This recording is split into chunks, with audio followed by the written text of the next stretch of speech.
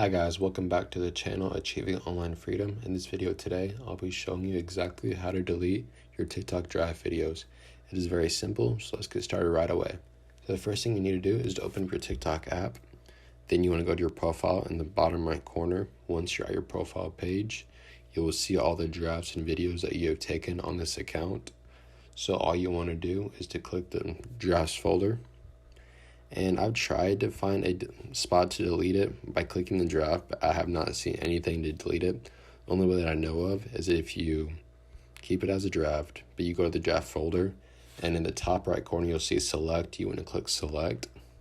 And then from here, you can click the one that I have, but if you had more than one, you can click all the ones that you want to delete. And at the bottom of the screen, you see delete. You want to click delete, and then click delete draft. And it's simple as that. So I hope this video helped, and if it did, please make sure to like the video. Also, don't forget to subscribe to the channel as it helps out the channel a lot, and I will see you in the next video.